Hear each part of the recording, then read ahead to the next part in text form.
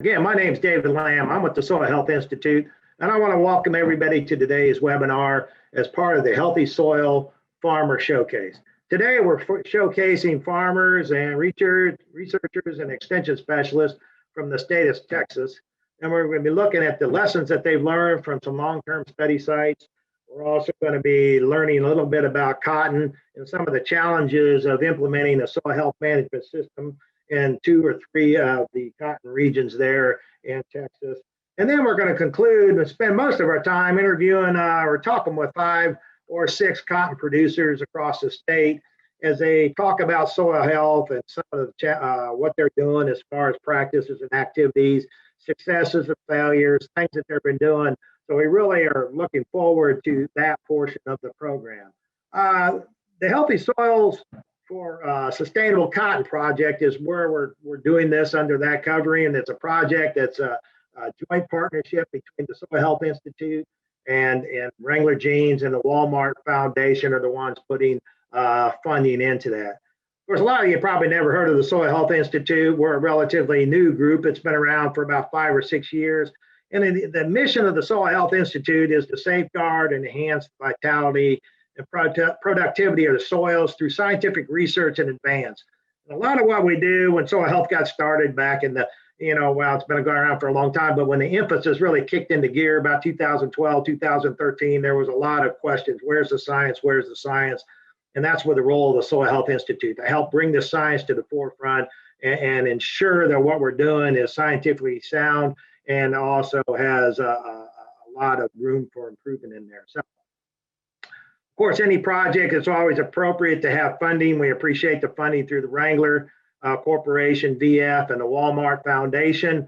It's kind of interesting to note that these are all private groups.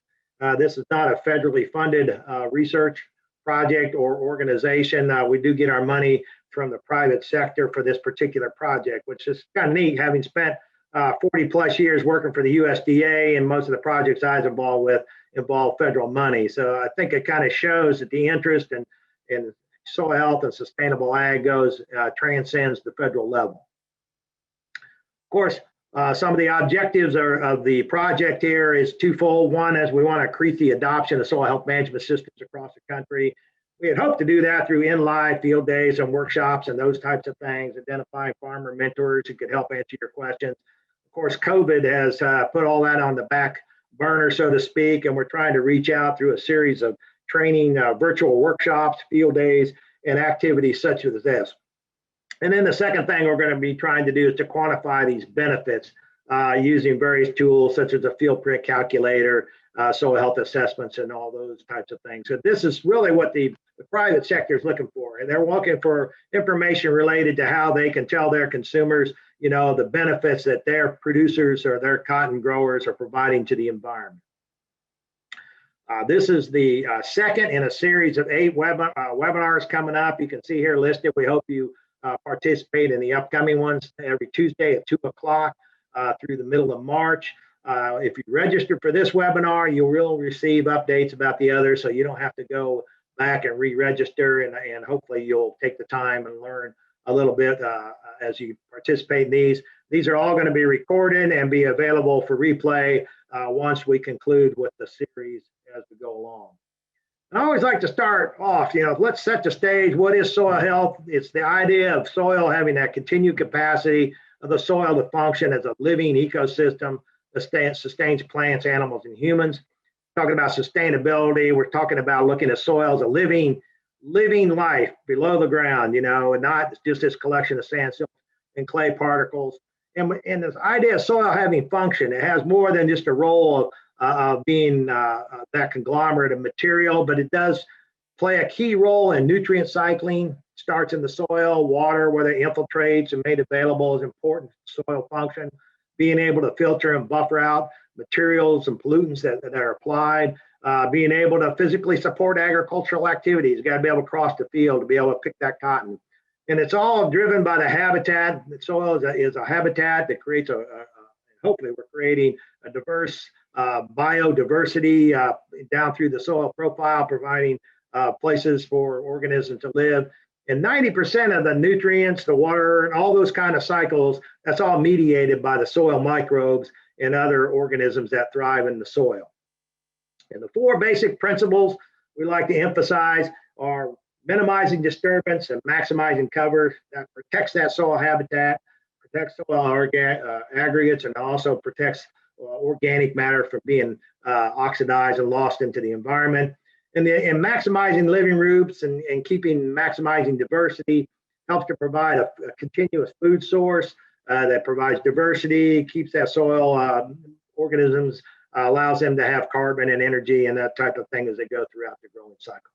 And with that, before we get started, this is hopefully participatory. If you got a question that you want to ask one of the presenters as you go through there, you can just need to go down to the Q&A box and type it in. Unfortunately, when you get a number of people on the phone, it's kind of hard to open up the line. So we've opted to do this. Either answer your question live, or if one of the presenters might feel able to respond just by typing the response directly back to you. And with that, I want to introduce Murillo Medea. Murillo is a extension cotton specialist, and he's going to be serving as the moderator for the rest of the day. And with that, Murillo, I'm going to stop sharing and turn it over to you. Thank you, David. Good afternoon, everybody. Thank you very much for joining us. We're really excited about this opportunity here to share a little bit of our producers' challenges here and experiences with you this afternoon. So my name is Murillo Maeda. I have the privilege of serving the citizens of Texas as the cotton specialist up here in Lubbock, Texas. What we'll try and do for the next couple of minutes here is just kind of briefly introduce to you cotton production here in Texas overall. And then you'll hear from a few of our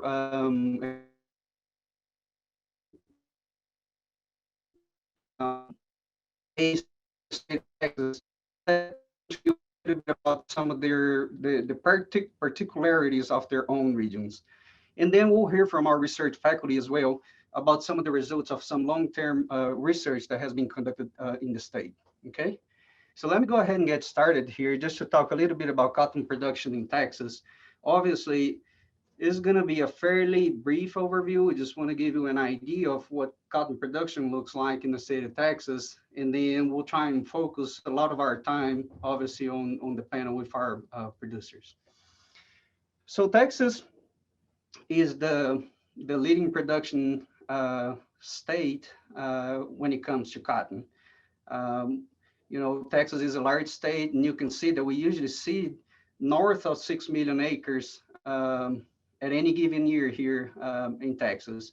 Depending on the year and the annual variability, we usually see in about 50% of the cotton acreage that's seated in the United States. It is no surprise that Texas is in fact the lead cash crop for our state, falling behind there the beef and the nursery industries.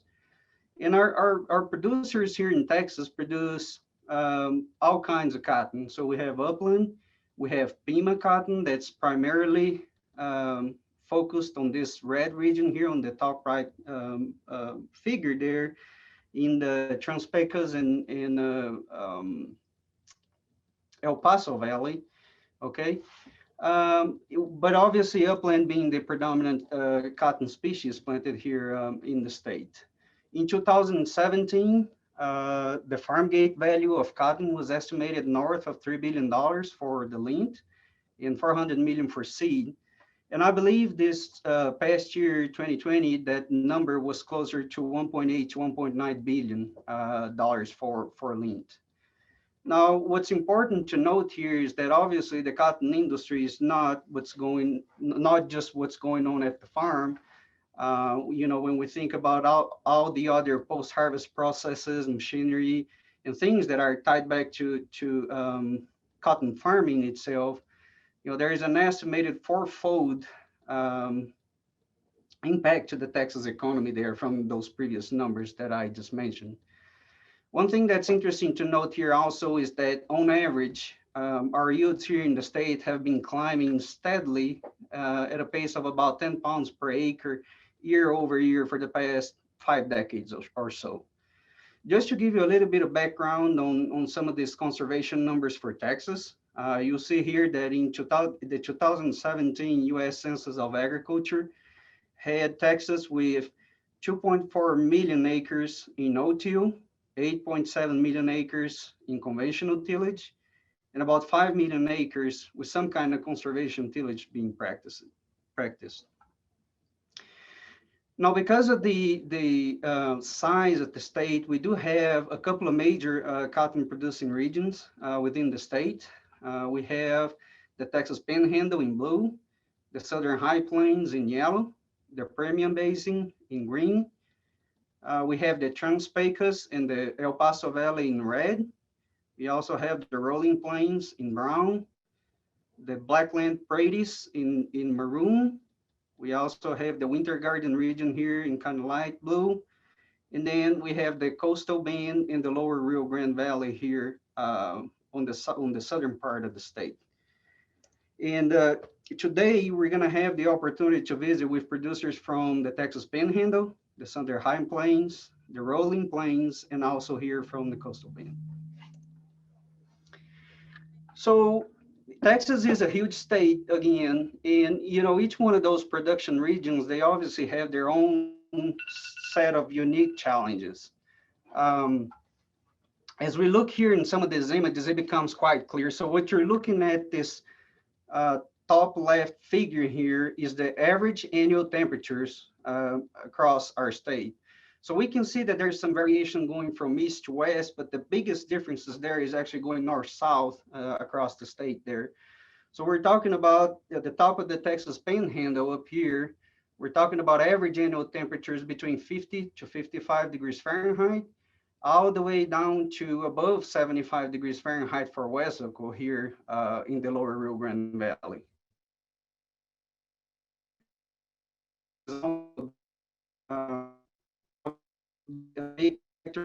When we're talking about cotton production, as you can see, we have 7 different dominant soil orders across the state of Texas, so very, very variable there as well. And then when you look at this big image here on the right-hand side of your screen there, what you see is the variability in precipitation across the state. So again, there's quite a bit of variability from north to south. So we're going from the top of the Texas Panhandle there, below 14 inches of annual precipitation, all the way down to the lower Rio Grande Valley here, where we may be about 30 inches or so. But then the real drastic change occurs from west to the El Paso Valley here, so around below 14 inches annually, all the way to more than 50 inches here on the eastern side of the state in Belmont. So what I'd like to do is just give you now a little bit of an introduction about the Southern High Plains region, which is where I am. So if you look here on this image on the right-hand side, this green square, I tried as best as I could to represent the Southern High Plains there, and you can see that that region is pretty well centered around Lubbock, Texas. One fun fact about this region here is that it's known as the largest cotton patching on the planet. We usually see north of 3 million acres of cotton here in this region. Our season is fairly well defined. We usually plant cotton May into June, and then we harvest starting in October all the way through December. Lubbock does accumulate about 2,600 heat units from May to October, and our average temperatures there range from 86 degrees Fahrenheit for highs to 60 degrees Fahrenheit for low, again, between that May to October timeframe. The average precipitation for us here is usually around 13 to 14, 15 inches during the growing season. But again, there's quite a bit of variability that occurs from year to year, as you might expect. So just to give you a little bit of an example, again, if we look at 2020, and this is for the entirety of 2020, Brownfield, Texas, just southwest of Lubbock, had a total of just short of 6 inches of rainfall. And if we travel 120 miles east to Throckmorton, they logged about 36 inches of rainfall for 2020. So when we talk about harvest here in the high plains, harvest is done predominantly with strippers in there, but there are some picker harvesters around. If we look at yields for rain-fed, it usually ranges anywhere between 250 to about 650 pounds per acre for about 60% of our acres. And then on irrigated ground, between 500 and 1,500 pounds for about 40% of our acreage. So what about challenges for the Southern High Plains region? I think there's no lack, no shortage of challenges there for our producers. But from my perspective, the two major bottlenecks that we have in the region are first water or the lack thereof, and then temperature. So again, like I mentioned before, we have a fairly well-defined season. And so temperature and season length does come into play.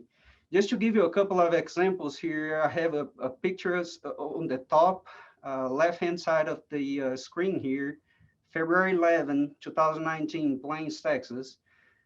We usually get this high wind days where it essentially picks up that sand that's sitting on top of the soil and just starts moving it, right?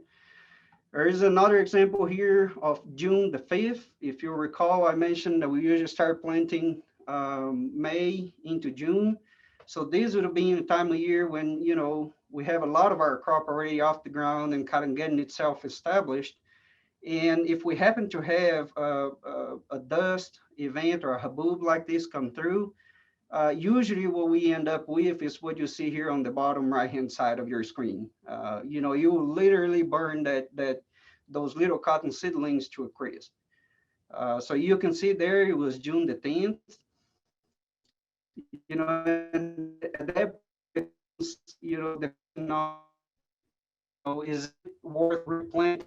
We're going to have enough time to finish that crop.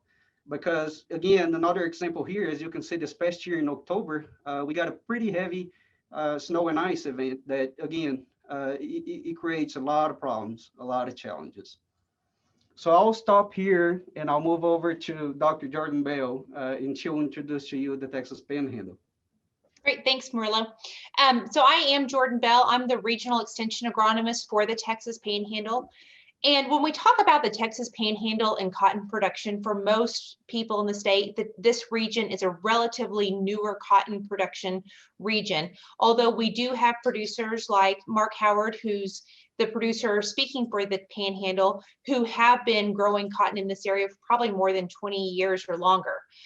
The Texas Panhandle historically has been a very large livestock region. We have over 80% of the fed beef in Texas, over 70% of the dairy herds, 90% or more of the hog production. So it is a large livestock region. And with that, we have historically focused on feed grains and forage production.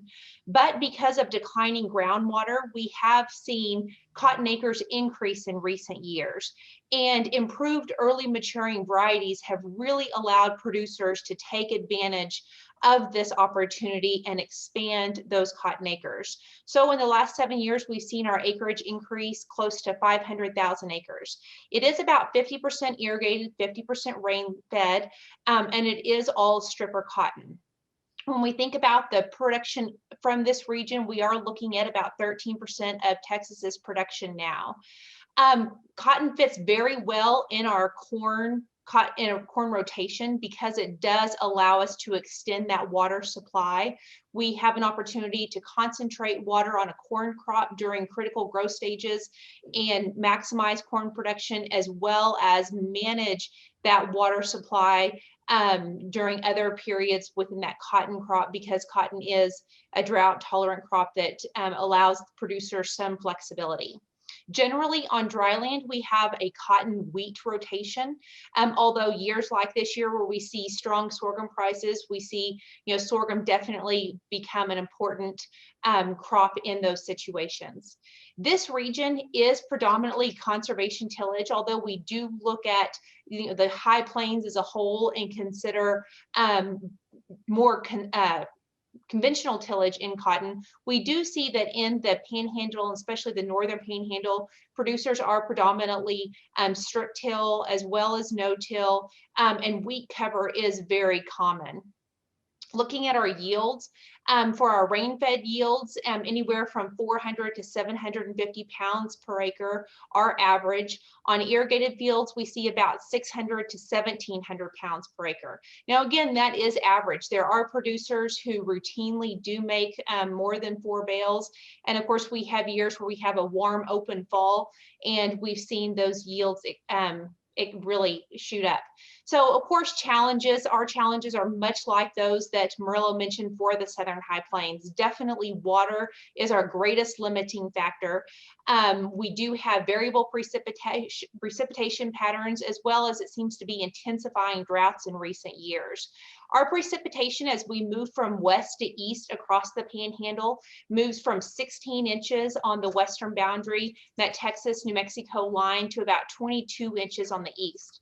And of course, this year, much of what Murillo discussed, we are in a drought up here, and we have many areas that only received 6 to 7 inches for all of 2020. So we're moving into this production season already behind with regards to our soil moisture. We do have limited growing degree days. Our average growing degree day accumulation is right at 2,200 heat units. And so that is why it's important for producers to manage cotton for earliness. It's important that we get that crop in the ground as early as possible. May is our primary planting window, although if we have warm conditions, late April can be a time when we see producers really trying to move quickly. So with that, I'll let you move on to the rolling plains. I'm Amy Kimura. I'm extension agronomist in Texas Rolling Plains in Vernon, Texas. So Texas Rolling Plains plants about 1.1 to 1.3 million acres in the past couple years, and that contributes about 13% of Texas cotton, or 5% of US cotton production. So it's pretty important cotton production region in Texas. We plant around May, starting May, especially those irrigated producers plant a little earlier, starting May to all the way to June. Dryland producers plant late May to all the way to mid-June. And our harvesting starts somewhere around mid-October to December. Some producers go all the way to January, but usually we finish up by December. The Haskell, Texas is southern part of Rolling Plains, but that I showed some heat units accumulation. That's the typical heat units accumulation we have in the Rolling Plains. But in the past couple of years, we have cold snaps in May and cold snaps in September. That kind of give us little challenge to the producers. Early May, plant cold temperatures reduce the seedling vigor or germination, and the cold snap in September kind of shortened the growing degree days, so that the late planted cotton does not mature fully enough. In the precipitation, if you look at monthly precipitation data from Haskell, overall from May to October, we accumulate around 18 inch, which is not the high amount of precip for cotton, but we get the 18 inch. If we get enough the uniform precip per month, that would be great, but we usually don't get much rain in most important months in July and August. That reduces the yield potential of cotton in the Rolling Plains. Our rain-fed acres, the majority of our cotton production acres, which is about 90% of acreage, and about 10% is irrigated producers. And our yield range from 250 to little more than bale in a dry land, and our irrigated acres is gonna be like a bale to 1,500 in average. As Jordan said, this is average, so some producers go like 4 3 to 4 bales in irrigated fields as well. Our challenges, again, it's very similar to High Plains and Murilo's area too, but limited reliable water is a critical issue for us. We don't have enough rain in a good timing, and we don't have enough irrigation water as well. And also the extreme weather fluctuations, like temperature fluctuation, just kind of stress our cotton really bad. 1 week in October, we had 86 degree to 26 degree within a week. And that really stressed cotton, that kills, that finish up the cotton a little too early. And a majority of crops we can grow here in the rolling plains are cotton and wheat. And that's the major crops. I would say about 99% are cotton and wheat.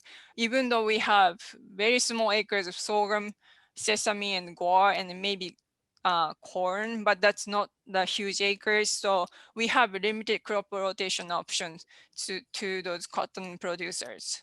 And of course, increasing pest pressures is always a problem, especially herbicide-resistant weed population is increasing, not only in the Texas rolling plains, but throughout the Texas. And if you look at the figure on the right side, that's basically showing the land use practice in the rolling plains. I got this data from 2017 US Census, so I think number is going to be a little different by now, but that's just a couple years ago's data. But our land use is mostly the intensive till in the Texas rolling plains, which should be reduced by now in 2020-21. And no-till is 17% and reduced till is 23%. And cover crop uses in the Texas rolling plains at the time in the US 2017 US Census was 13%. So that's just a quick background of Texas rolling plains. Before we move to South Texas, there is a question from one of our participants, and it's regarding the Panhandle. So Jordan, would you mind answering this? The question is there opportunity for more diverse rotations in the Panhandle for drought-tolerant feed crops and integrated grazing systems? That's a great question. I know there's definitely interest in that, of course, when we talk about integrating any crop into our system, water is going to be the greatest limiting factor. So if we're looking at like a dry land system, it will become challenges getting that crop established. And how is that crop using water? Or are you talking about maybe doing it during a fallow period? Is it going to be using water in place of the next primary crop? What type of precipitation do we have during that period to recharge the soil? Definitely challenges with regards to that.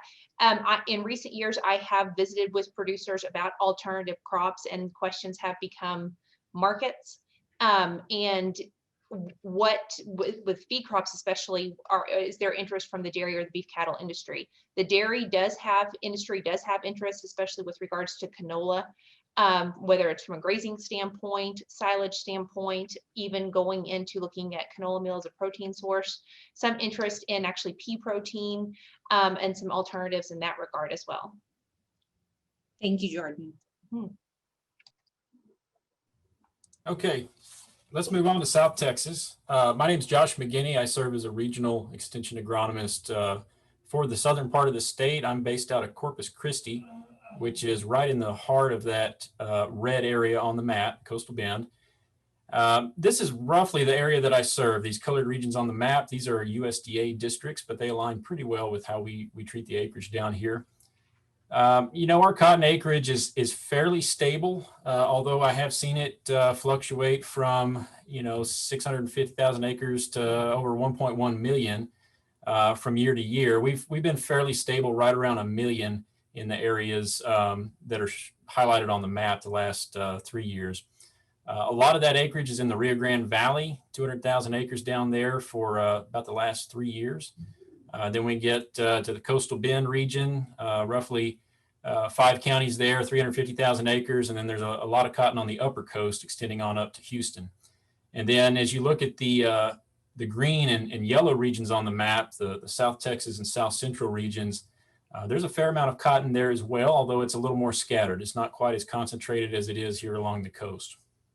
And so I always say, I work in South Texas, but really cover 3 or 4 very unique production regions. And you can see the diversity, especially in rainfall, as you go from south to north. You know, the Rio Grande Valley can be extremely dry.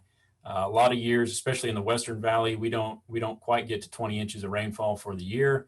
But then as you move further north on the coast, we get to 40 and 50 plus inches as you get up to Houston. So it varies quite a bit. And then as you go from east to west, precipitation drops off quite a bit as you get closer to San Antonio. The soils along the coast tend to be fairly fine textured, a lot of black clays, very poorly drained. You know, there's really no topography down here. It's flat as a pancake. So that can present a problem, especially when you put hurricane-like moisture on top of that in the fall. As you go closer to San Antonio, go a little further west and north, you get into some more rolling country, more topography, but with that comes challenges around soil erosion. And then when you do get a rain, a lot of that tends to run off into the creeks because of the slope on those fields. Next slide, please. I'd say our main challenges all center around water, just like all the other regions of the state. And down here, more specifically, it's the timing of that water and the distribution of that rainfall. Most of South Texas is rain fed. We have very little irrigation capacity outside of a few select regions. And so when you look at our average annual rainfall, it seems like cotton production, crop production would be no problem. When I came to South Texas, I saw 30-inch rainfall on average at Corpus. I thought that's fantastic. It's a tropical paradise. But the problem is that most of that water occurs in one period of the year, and typically that's right around August, September, October, when tropical storms and hurricanes are very likely. And so one thing that was mentioned earlier is managing for earliness. Now, in other parts of the state, that might be because of a limitation in heat units. We don't have that problem here, but we also manage for earliness because we want that crop to come out before hurricanes and tropical storms become likely. And so, you know, in the Rio Grande Valley, we might plant cotton in February. Several years in the coastal bend, we're typically looking at mid-March for an optimal planting, and that'll typically get us out by early August before the chance of tropical weather. As you go further north on the coast, there's just no getting out of the way of that risk at the end of the year. By the time they're able to plant, they're really setting themselves up for harvest right in the peak of tropical weather in the fall. And so we do have a lot of challenges getting those crops out, a lot of crops lost. Hurricane Harvey was a perfect example. And then as you look at our average monthly rainfall, I've got Houston, Corpus, and McAllen shown on the chart here. You can see the distribution of that water over the course of the year. You tend to have a lot in the fall, of course, like we just mentioned. Then we have very dry winters, fairly dry springs early on, and then around May, early June, we pick up typically a little bit of spring rainfall to help that crop along. And then it turns out very dry for the next couple of months. And so, 30 inches of annual rainfall might mean that 2/3 of that fell in the fall, and then you're left with the rest to make the crop for the rest of the year. So it's always a challenge. A lot of our success hinges on having the fall rainfall and then being able to conserve that moisture so that we'll have it available to the next crop the next spring, because we typically don't have a full profile to work with, and we're using that rainfall from months ago to ease that crop along. So with that, I'll wrap it up and we can move on to some of the long-term research. Excellent. Thanks, Josh. My name is Katie Lewis. I'm an associate professor with Texas A&M AgriLife Research located in Lubbock. And as you've heard from our extension faculty, we have diverse regions from north to south and east to west, which offers us an excellent opportunity to look at how conservation management practices influence cotton production in these very different regions. And today we'll be discussing long-term sites that are located in the Rolling Plains in Hardeman County, in the Southern High Plains in Dawson County, and in South Texas in the Gulf Coast region in Nueces County. And the location that I'll be discussing with you today, next slide, please, Merlo, is going to be located at the Ag Cares Farm, which is in Dawson County in Lamesa, Texas. And here we have a continuous cotton system that was established in 1998. And there are 3 different conservation practices that we have been evaluating. The first one is a no tillage with a rye cover, and a no tillage with a mixed species cover. And both of those are compared back to a conventional tillage system. Now, it is important to note that the mixed species cover was established in 2014 into plots that were previously planted into rye cover. And with the mixed species cover, we're looking at a mixture of rye, Australian winter pea, hairy vetch, and radish. And like I said, those were established in 2014. And as part of an NRCS project that was funded in 2018, we compared soil properties, soil health assessments to a native site that, according to NRCS records, hadn't been plowed for at least 80 years. And so that's some of the data that I'm going to be presenting to you here today. Next slide, please. All right, so a major component of this was looking at the soil biology and what was going on from a biological standpoint. We looked at soil organic carbon, which is the top left figure, total PLFAs, sorry, top left, and then top right is total PLFAs, which gives us an idea of microbial biomass, an estimate. And then we also looked at enzyme activity, looking at beta-glucosidase on the bottom left and beta-glucosaminidase on the bottom right. And what we see compared to the conventional till system, with most of our biological parameters, we're seeing an increase. So with soil organic carbon, we see an increase in both the 0 to 2 and to 2 to 4 inch depths compared to the conventional till system. And then compared to the native site, surprisingly, we didn't see a difference between the managed conservation systems and the native site with either of the 2 depths for soil organic carbon. Where we do start to see some separation is with the total PLFAs, or the estimated microbial biomass. Here we do see greater microbial biomass, or PLFAs, with the native site compared to the conservation tillage systems, with the conventional till resulting in the least amount at that 0 to 2 inch depth. However, when we move slightly deeper to the 2 to 4 inch depth, there's no difference between the no-till and the native sites. With both of our enzyme activities, we do see similar trends with greater activity with the conservation tillage compared to the conventional till, and little difference between the native and the managed no-till systems. And I think I have some lines missing on the figure on the right. Oh, nope, they're there. Would you click a couple of times, Murillo? Oh, they're still missing. So what this was supposed to be showing us is that, you know, we do have a clustering of all of the biological parameters, but we have an indirect or inverse relationship with yield. And what we've seen from a yield standpoint, next slide, is that generally speaking, we don't see any benefit to cotton wilt with the implementation of conservation practices. Here we're looking at cotton lint yield in pounds per acre from 2015 to 2020, with the conventional till being the gray bar, the no-till with rye cover the green, and the no-till with mixed species cover being the blue. And other than in 2016 and 2017, we didn't see any significant effects of those treatments on cotton lint yield. However, in 2016 and 2017, we see a reduction in lint yield with the rye cover compared to that conventional till system. So it's quite interesting that we do see the improvements in soil health parameters, specifically talking about biological parameters. However, we don't see that reflected in yield. And so future research is going to focus on trying to understand that system at a little more depth, and try to optimize the system so that we don't continue to see that reduction in yield. So next, we'll move on to Dr. Paul DeLon, who's going to be discussing his research at the Chillicothe Research Station. Thank you, Katie.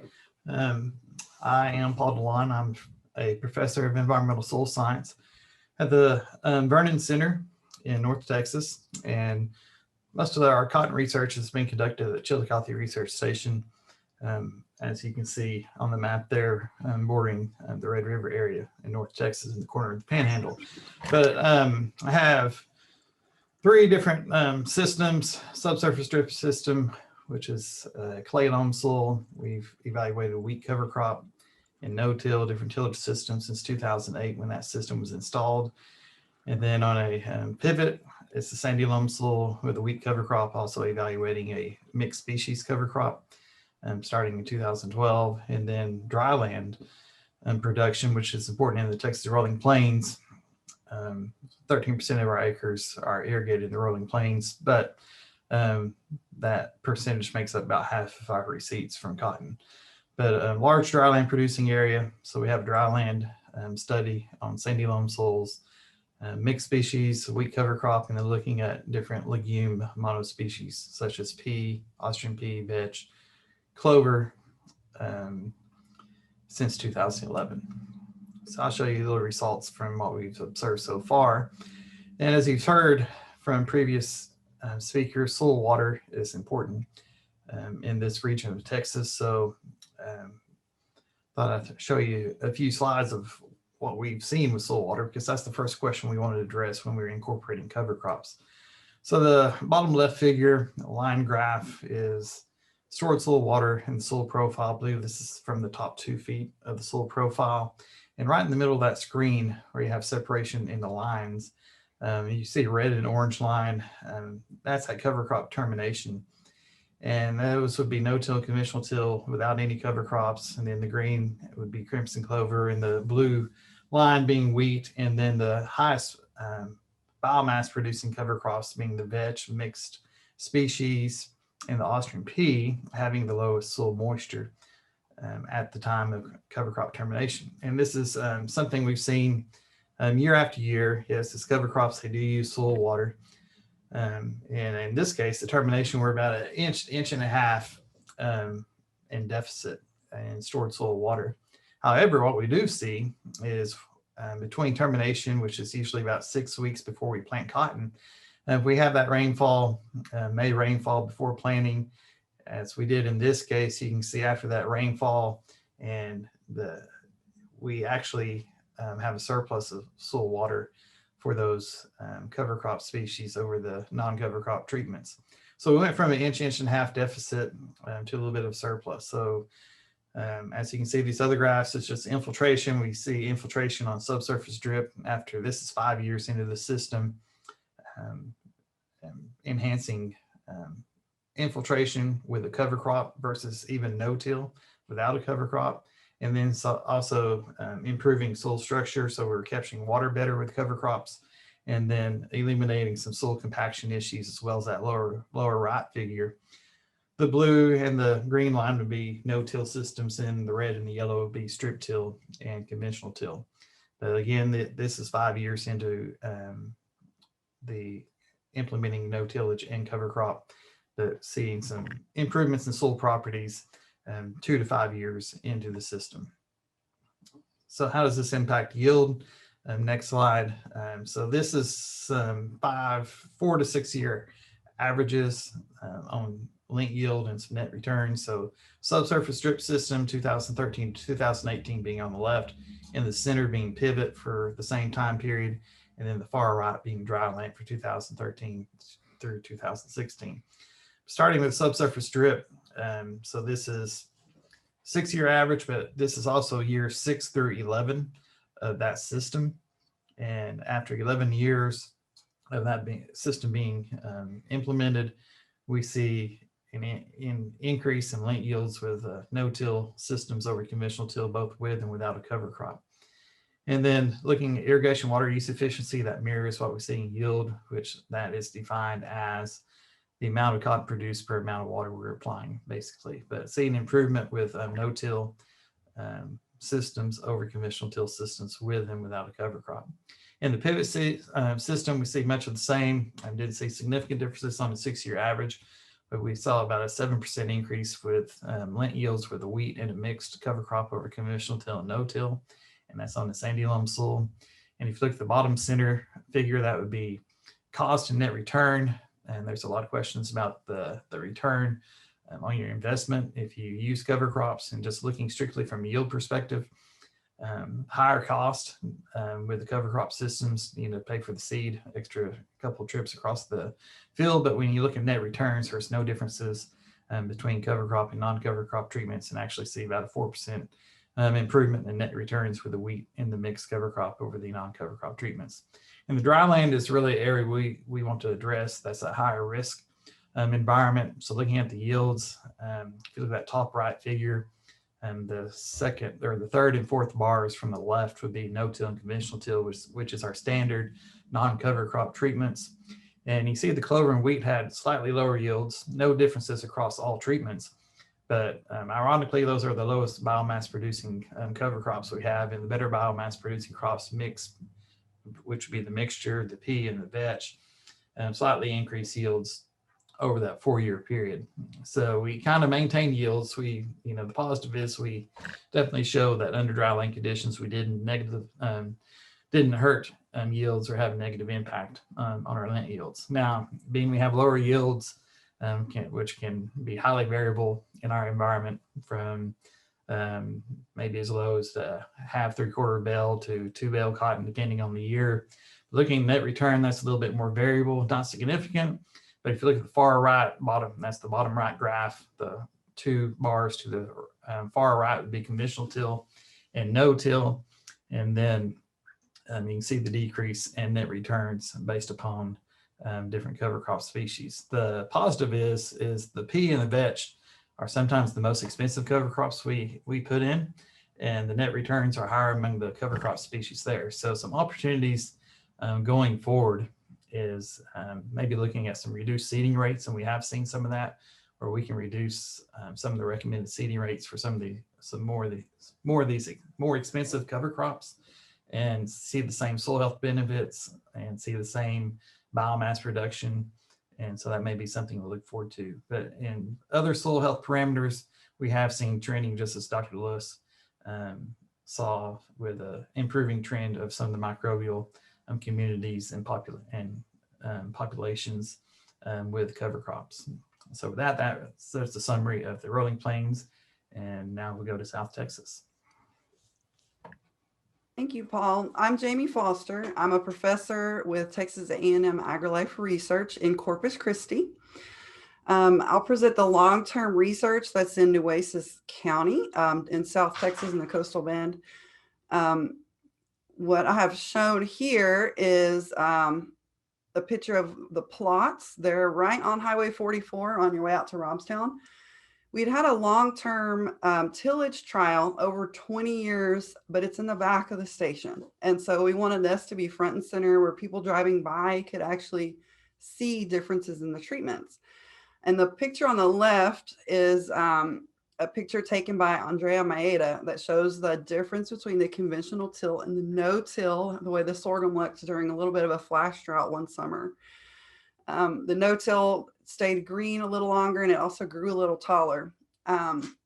This project was initiated in 2008, and it was originally initiated as a demonstration, but it was replicated. And so I was able to hire a graduate student, and intensive data collection began in 2011. It's an annual cotton sorghum rotation that compares just tillage. We have conventional till that's bedded, and then no-till. And our conventional till is what people around here would say reduced till. It's a few less passes than traditional. You can go to the next slide, Marula. And so it took 10 years to see a difference that was measurable in our soil parameters that we had been measuring. So finally, after 10 years, we had a difference in the organic carbon and the soil organic matter that it was greater in the no-till than the conventional till. And that was true for both the sorghum and the cotton. We have several replications, more than 4 for each treatment. But we do think that the replication and the power of test was one of the things that prevented us from measuring a difference that we could clearly see in the crop. We can only go out and physically take so many measures. So we were able to have an excellent team of engineers and computer scientists to work with. We used drones to measure the field. And this is a picture of what the data looked like from Akash Ashapur's project on this field. It was published last year. But you can see the plots, and they show CT and NT, conventional till, no-till, for different dates. And it looks, you can see the lines, those are grids. So we were able to get a lot more data points there. And when we did, what we determined was that the canopy volume, so you take into account the height and the leafiness of the plants, was greater in our no-till project. So that's one of the interesting things we've been able to do alongside this research, to tell differences between our treatments. Next slide. This shows the data from when we began collecting intensive data on the replicated plots at 2011, all the way through last year on the cotton lint yield. At this point, our data shows that the no-till over this period of time is greater yielding than the conventional till, and that 2015 to 2020 was greater than the previous years. This is primarily due to rainfall, and as Dr. McGinney mentioned during his presentation, the timing of rainfall. That's really key here. It's not just the amount, it's the distribution. And Mac Young used our data set to do an economic analysis. And what we found is that switching to no-till has the potential to maintain or improve yields, reduce your production cost, and increase profitability per acre. And this is primarily because of the reduced fuel and labor costs because of a reduced number of passes across the field.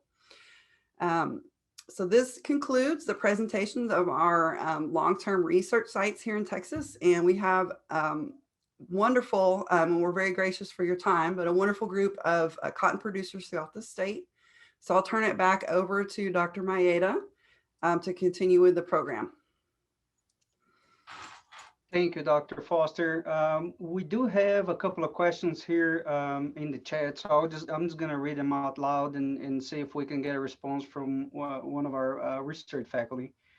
The first question is, was profitability evaluated between conventional till, no-till with rye, and no-till with mixed cover?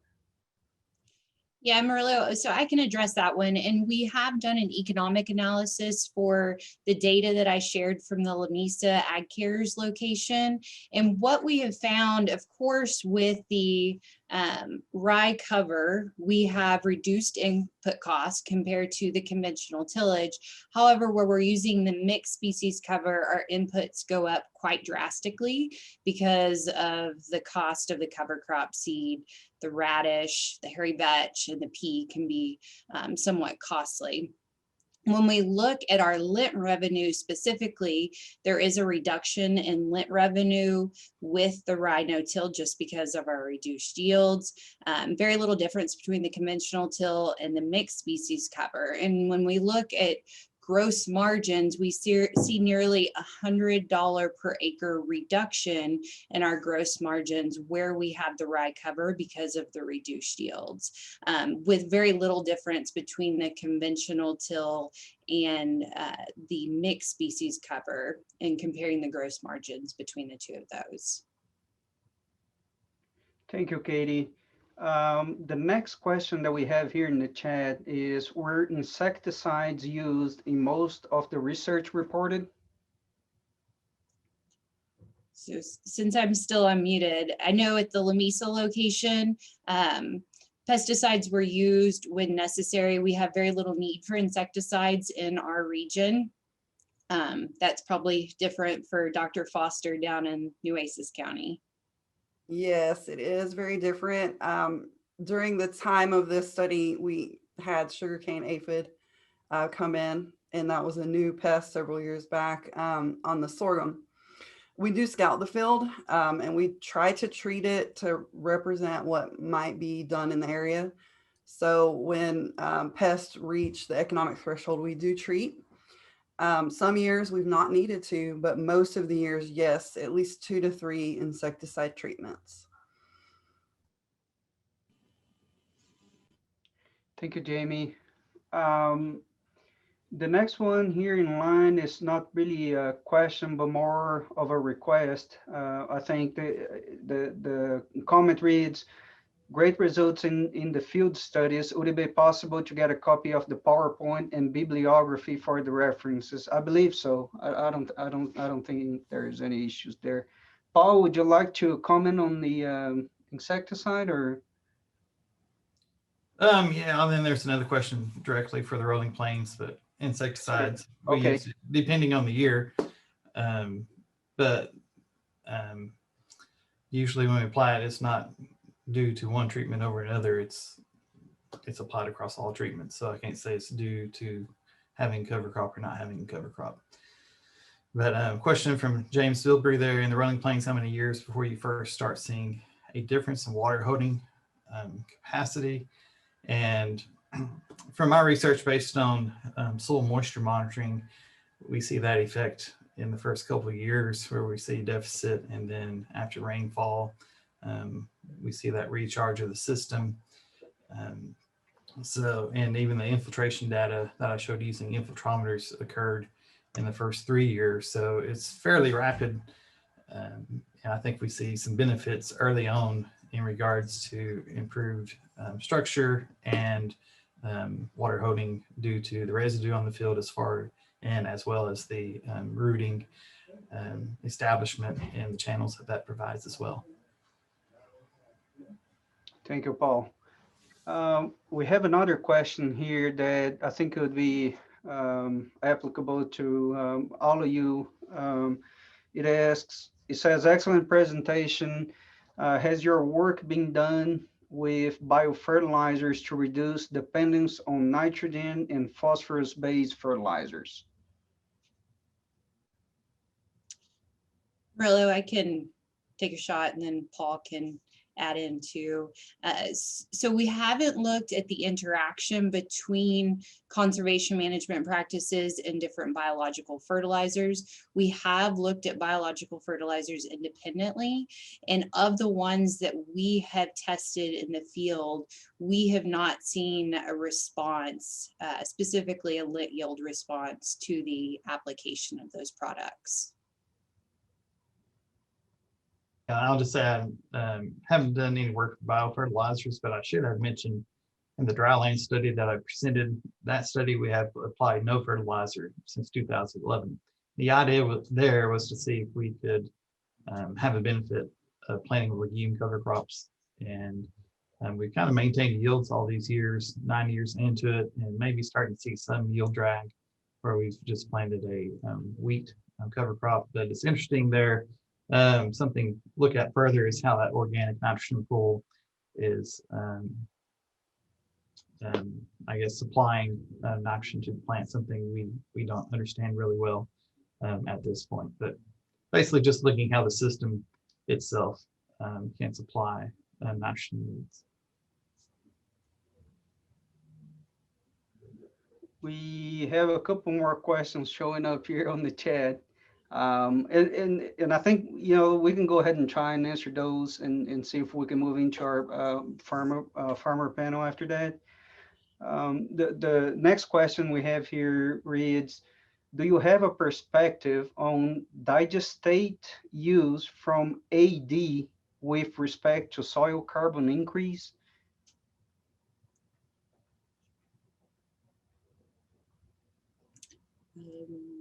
This is a little bit of a tough question for me to understand, honestly. Katie can take that one. No. What is meant by AD? Yeah, I don't know. So we'll ask our yeah, type that in to clarify, and we can answer it in the chat. Yes, sir. Yeah. Yes, sir. So whoever asked that question, if you could just clarify a little bit, we'll try and address your question here in a little bit. The next one we have is, how is fertilizer being applied in no-till and no-till with cover crops? So at our Lamesa sites, fertilizer was being applied evenly across the conventional till and no-till plots. Some of the recent work that we've started doing is looking at adjusting fertilizer application timing with a cover crop.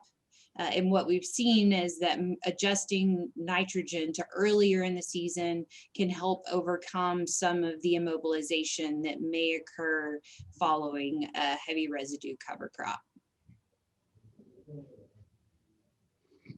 Yeah, in the rolling plains, as far as how it's fertilizer being applied, it's irrigation, sometimes fertigation. Most commonly for us in our research is using a knifing or culture rig to side dress pre-plant and at like pinhead square or something. So I don't know, Jamie, go ahead if you'd like to chime in. I was just going to share the fertilization application at the Corpus Christi location. We've either knifed it in the past or just spray broadcast with a boom. Thank you, Jamie. Just going back to that first question, Katie, AD stands for anaerobic digestion. I'm not sure I have a good perspective on that. I'd be happy to get with you if you want to email me or contact me. We can have a discussion later. Paul, Jamie, do y'all have thoughts on that?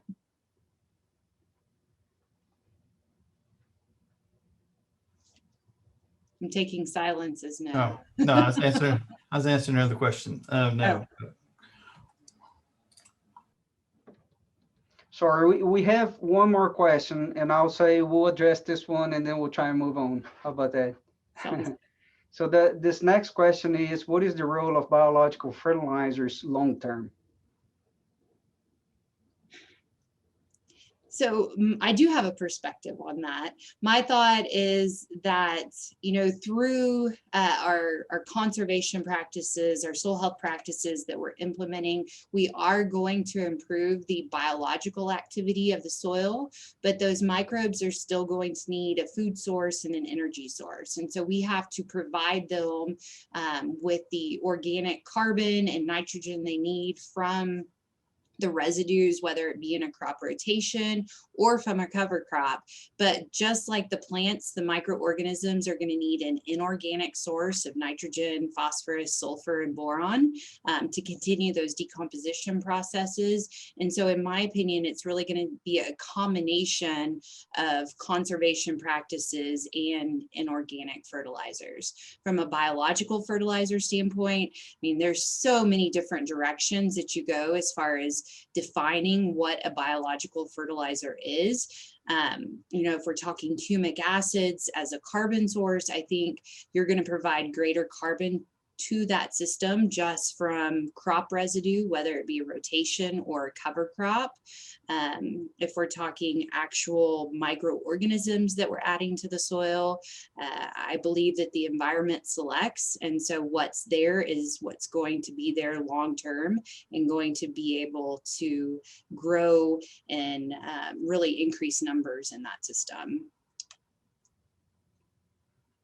Thank you, Katie. Paul, would you or Jamie, you'd like to add anything? I think Hey, Jordan Marilla. has something. Yeah, although I'm not part of the research team, I wanted to just briefly comment on my Texas State Support Committee project that's funded through Cotton Incorporated. And over the last 4 years, we have been looking at a combination of biological fertilizer and PGR-based seed treatments in the High Plains in response to producer questions. And it has been, or I guess the questions that I have received have stemmed from, are these products viable? Are we seeing a boost in earliness and yield using these products? And one of the challenges, first and foremost, is that these products are not regulated like other products like a pesticide. So many of the products are proprietary, so we don't know the actual content of the biological product or even the PGR, whether it's a cytokinin or another growth hormone.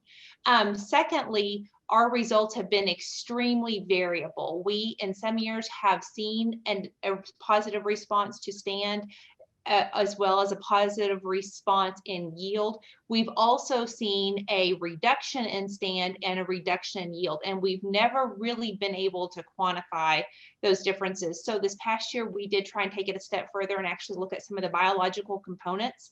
And it was interesting to see that with the PLFA analysis that Katie did speak about, we actually saw some differences in biological properties. And so one of the questions that we have now moving forward is, are we seeing site-specific responses based off of site-specific field conditions and the condition of that field, not that these products are going to be a golden ticket across the board?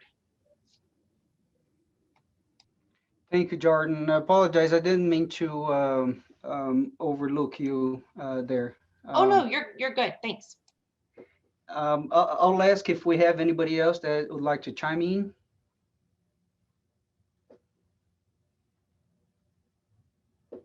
Okay, so not hearing anything, I'm going to go ahead and move us to our farmer panel. I think a lot of the folks joining in are interested in hearing perspective from our farmers and some of the challenges that they face in their operations. And so what I'd like to do now is just ask our producers to introduce themselves, and maybe we can start with Mr. Barry Evans. Barry, are you there? Okay, I sure am, Murillo. Thank you. I farm, as you can see on the map, it's the southern part of the Panhandle, or the north part of the South Plains. I'm right on that edge. And I have been in a strict no-till operation since about 1996. I generally rotate cotton and grain sorghum, sometimes wheat in there.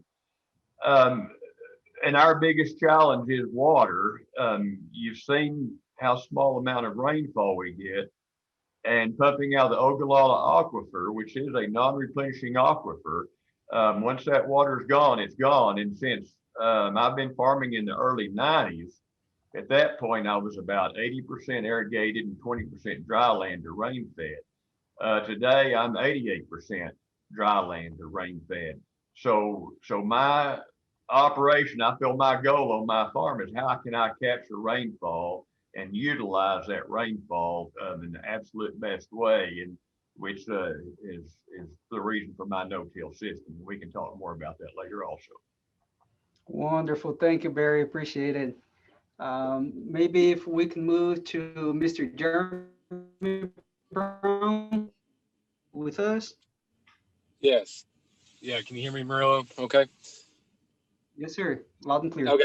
Yeah, I farm in Dawson County. I farm right across the road from the Ag Cares location that Katie was talking about. Like Barry, predominantly dryland farmer. We do have some irrigation, but most of that irrigation is semi-irrigated. We have to have good rainfall to help us produce crops. I'm a predominantly cotton grower, but we grow a lot of other crops in rotation with our cotton, mainly small grains like winter wheat or winter rye. I do a lot of cover cropping, a lot of soil health practices. For my business, we have a mission statement to steward the natural resources that God has given us to feed and clothe the world. And so we really started on the soil health journey in 2013 to today, where we're really trying to practice as much regenerative agriculture as we can. I do want to say a predominantly part of my operation is organic cotton. And so I have a little bit different perspective on a lot of things. And hopefully during this presentation, I hope I don't say anything that offends anybody. I just have a different perspective on things. And that's one of the things great about farming is we all can try different things and see what works and hopefully help each other. So. Thank you, Jeremy. Appreciate it. We'll go north to the Panhandle there. Mr. Mark Howard. Mark, are you with us? Yes, I am. We're a family operation up in Hartley County, 3,800 feet elevation. I don't know why we try to grow cotton in the coldest, driest, highest part of Texas, but we continually do so, and it's rewarding when you get it done. We grow corn, cotton in rotation. We love the rotation. Have worked through the last 25 years from trying to leave maximum amount of residue we can on top and still have a good seed bed. and we're getting better at leaving more on top.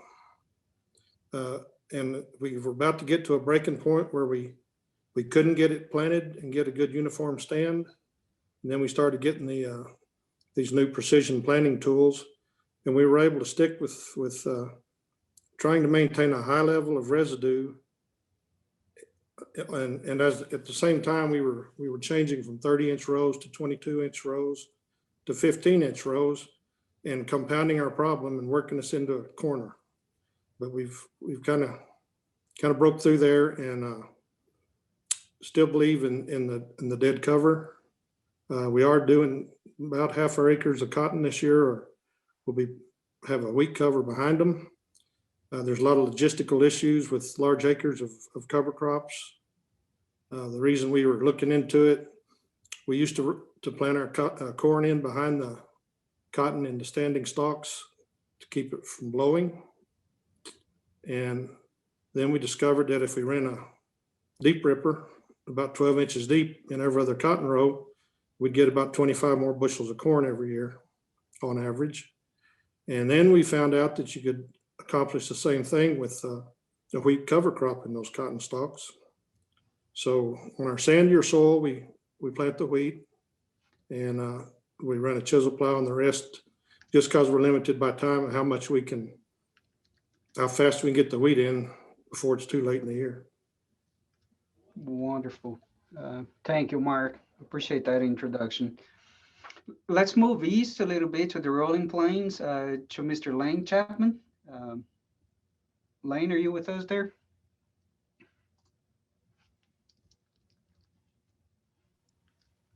Sorry about that. Good afternoon. My name is Layne Chapman. I'm in Vernon, Texas, right on the Texas-Oklahoma border. I'm in about my 11th year of moving myself away from conventional tillage.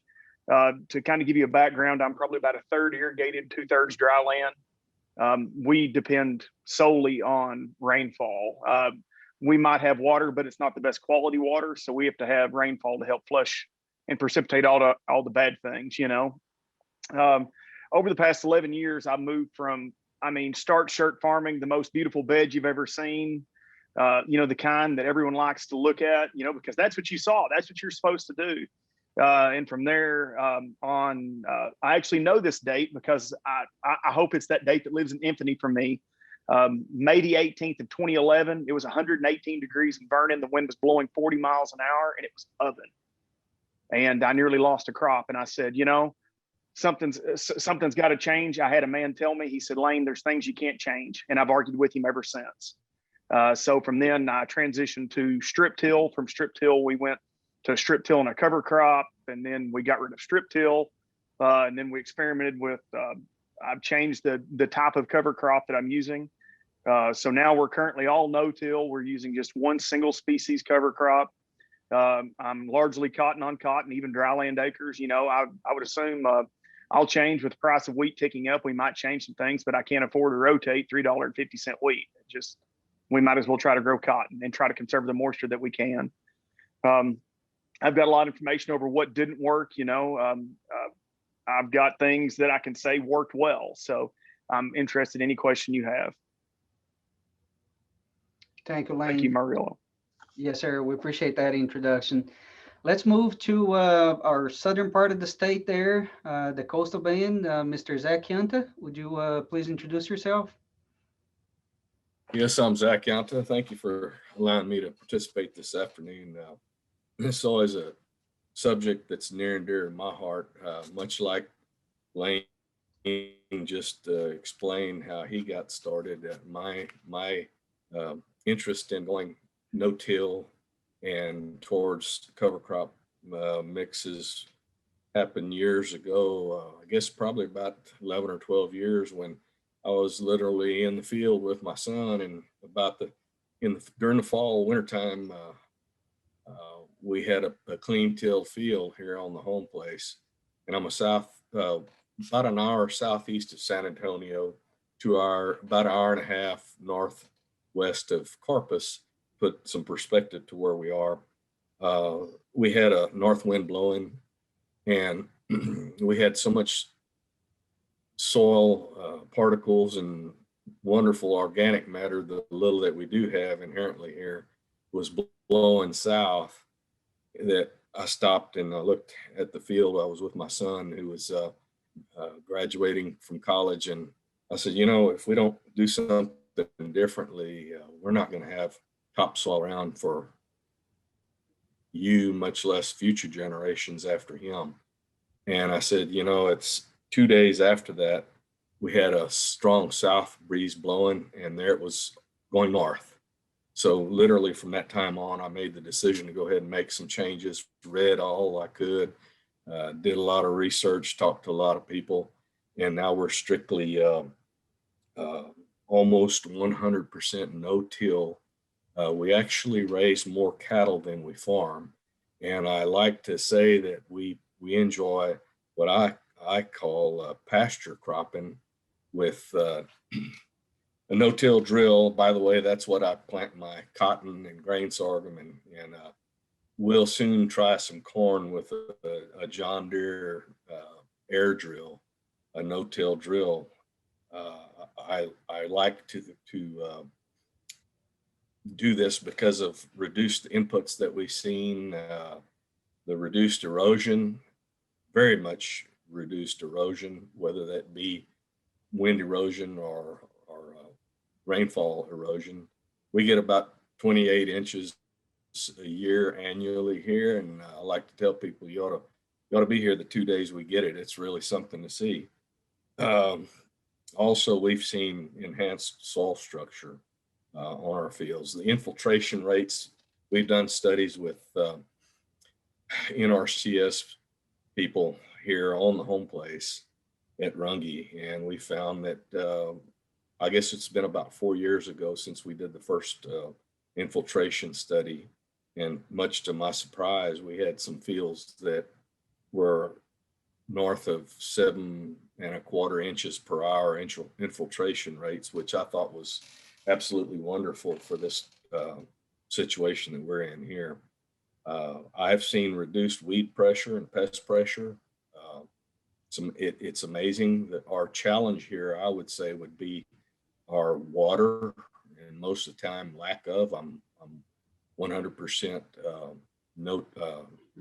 on dry land rather. Our heat challenge during the summer, regardless of what kind of rotation we're in, can be a real challenge when we have extreme heat and high humidities.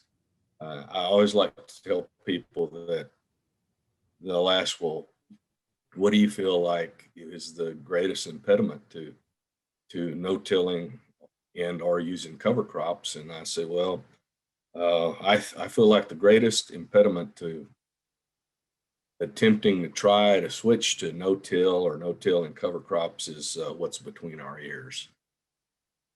With that, I'll turn it over. Thank you. Thank you, Zach. We appreciate that introduction.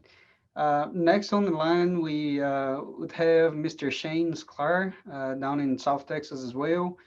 Unfortunately for us, but fortunately for him, he dried out enough that he's able to get back in the field. So he's not going to be able to join us. And what I'm going to do, I'll see if I can stop my screen sharing right now. Let's see if I can turn on my video so we can start a conversation here with our producers. So again, thank you all for joining us, and thank you for the introduction. The first question that I'd like to ask each one of you here is, what are some of the changes in management that you have done over the years throughout your operation? And maybe I'll ask Barry to start. Okay, as I had mentioned earlier, my biggest change was in 96 when I went all no-till. I actually tried my first no-till field in 95, and it's an absolute disaster. So the next year I just did the whole farm that way. If you commit, you'll do it. And I've been with the grain sorghum rotation pretty well. I like the cotton having a taproot and broadleaf mixed in with the grain sorghum that has a higher residue crop.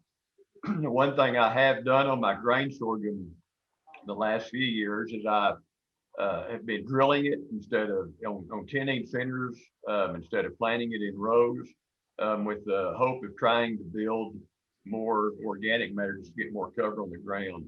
One of the biggest challenges we have in this dry climate without any irrigation is trying to get enough trash on the ground to get the benefits that we want to see.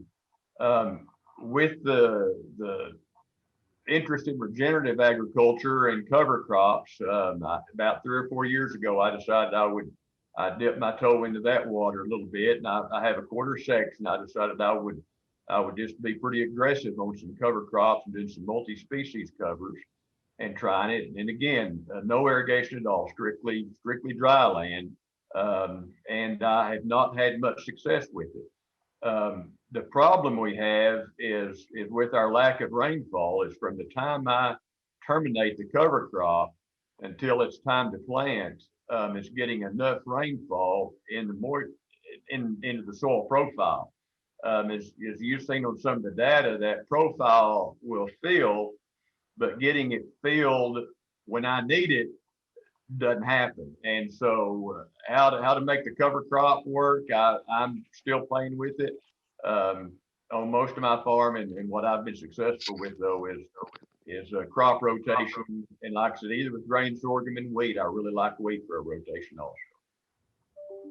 Thank you, Barry. Yeah, I mean, moisture is it's a huge limiting factor for us here. There's no doubt about that.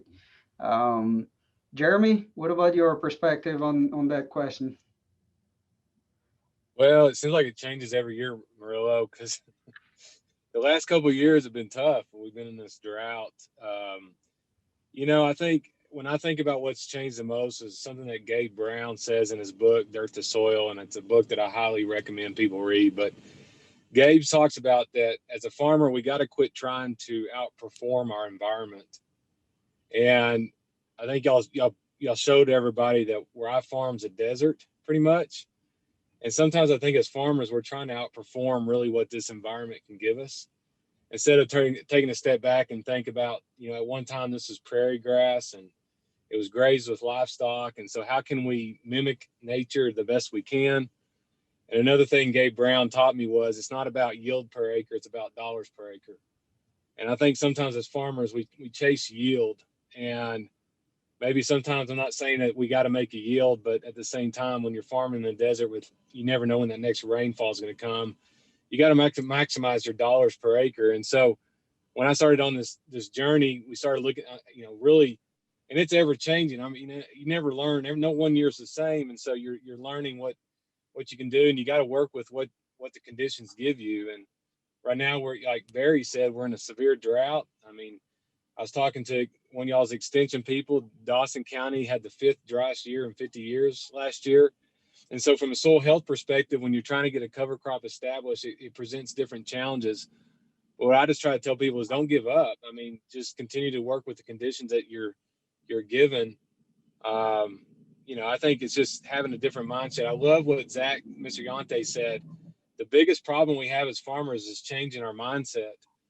When you grew up farming a certain way, and you go to the local meeting and everybody talks about 4 bale acre cotton, it's real easy to get into that trap of chasing yield. And I think it's something that we have to look different and try to focus on what's the best return on our investment. And I don't know, I just have a different perspective about that. And when you look at the 5 pillars of regenerative agriculture, and we just try to do all of them. We try to limit our disturbance, whether that's chemical or mechanical. We try to armor the ground. We try to, have diversity through crop rotation, cover crops, different multi-species. We try to have a living root as much as possible. That, like I said, that presents different challenges here in West Texas. And then the thing that I'm really trying to do now is integrate livestock to fuel the microbial activity, like Zack talked about. So, just a lot of different things, but West Texas will always present different challenges. That's for sure. So.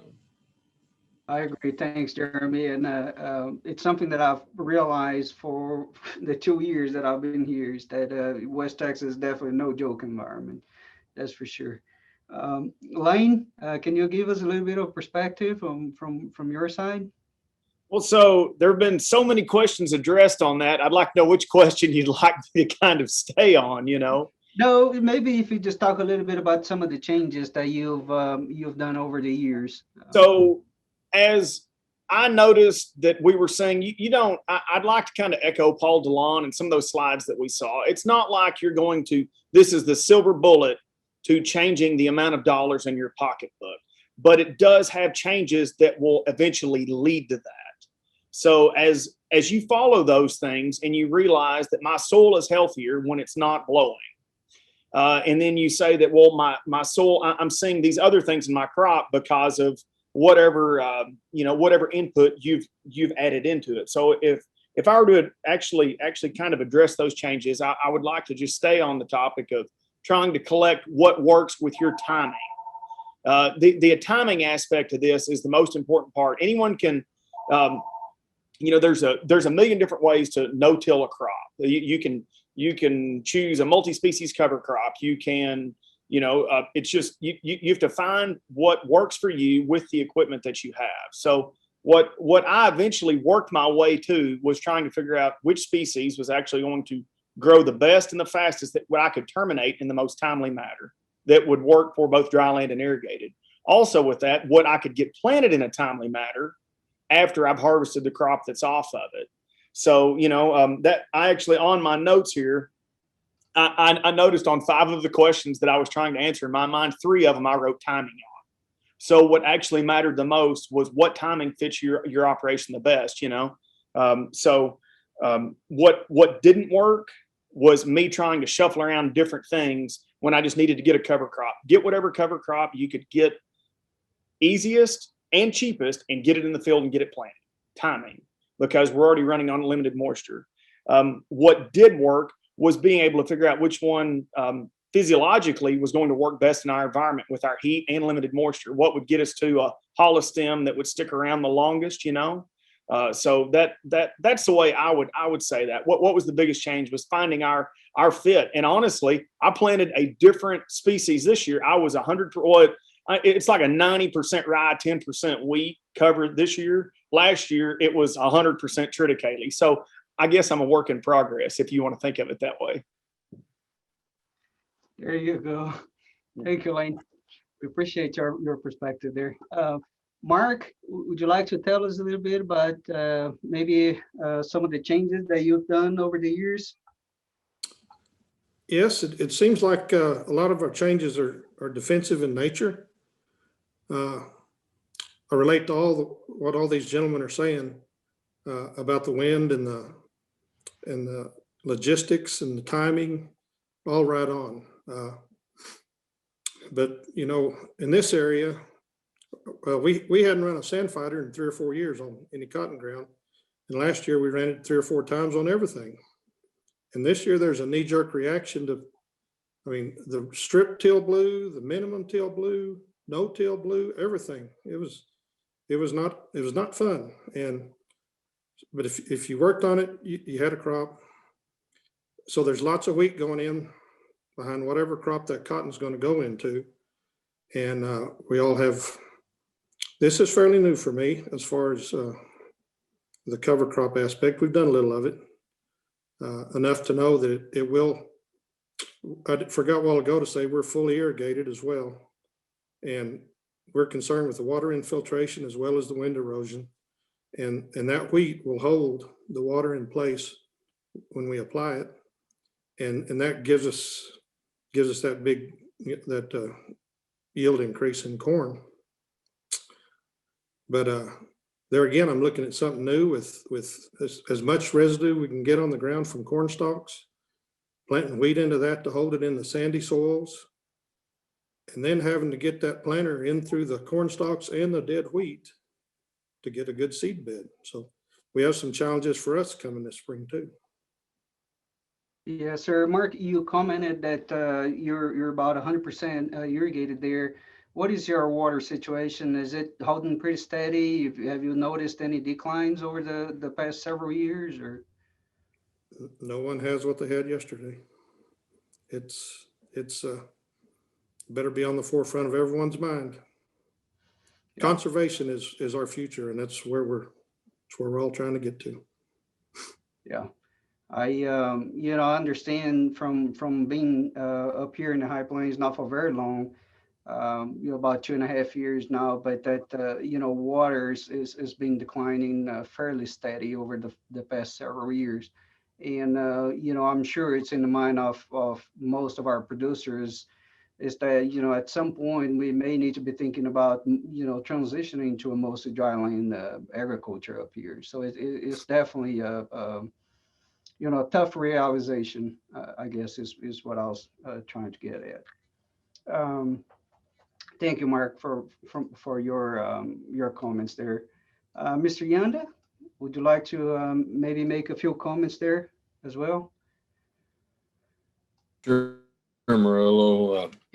I think probably some of the biggest changes that we've encountered since moving towards no-till and cover cropping and using, well, one of the earlier changes was the reduction in the need for equipment that we saw from switching to no-till, and then the types of equipment that we needed to get done what we needed to get done as far as planting. We first started out with a drill that I thought would probably work all right. Well, that was a drill that was really equipped for more of a conservation type or minimum till operation. When we switched over to the no-till air drill, which we really like, we can, you know, put pressure down pressure when we need it.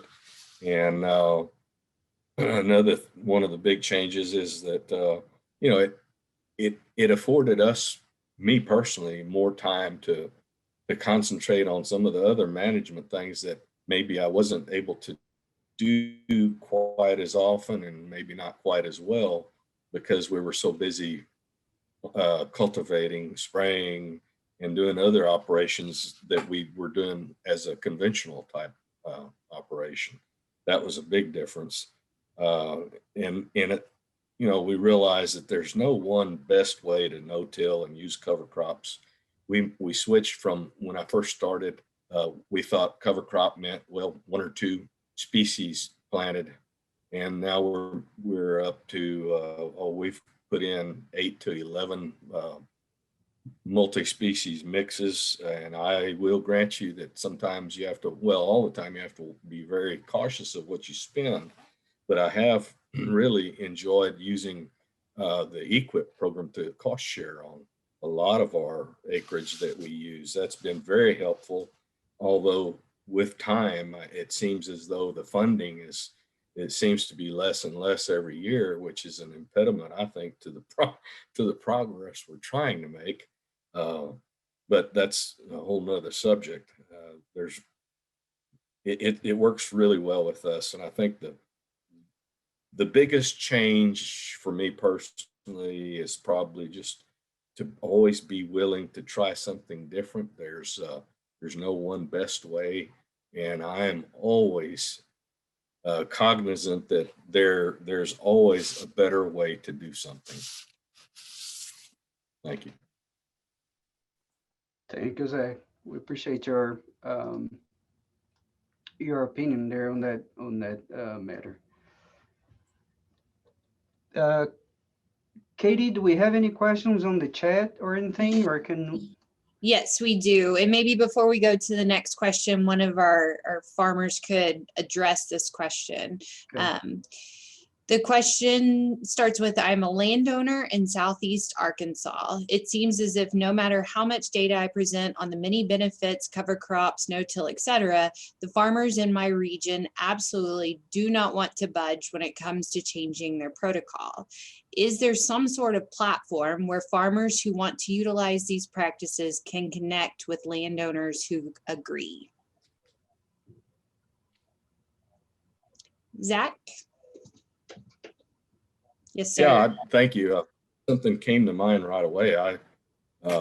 This person may possibly consider, and I don't know the situations, but around here where we are located, you know, it's hard to run across a farm or a ranch that is up for rent, because usually there are people in line, you know, 7 or 8, 10 people deep. And everybody's always competing for the best rent. Possibly the landowner may think about talking to farmers, local farmers that are successful and maybe come up. I've heard of some producers actually going to landowners and saying, hey, look, if I can, after 5, 6, 8 years, prove to you as the landowner that our operations are actually benefiting your farm in regards to the ecology, the environment, everything, that the soil health, for a reduced rate of rent, because face it, we're all in this to make a living. It's all about sustainability.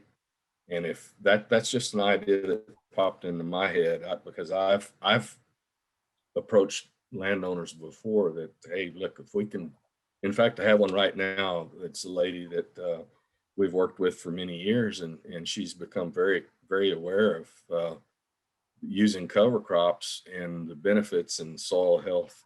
And she has us taking soil samples yearly just to go ahead, and we started out with a baseline, and we're actually seeing improvement in, she's mainly geared toward improvement in soil organic matter, which is very important. It's not the most important. They're all of these factors are important, but it gave her a measurement to go by.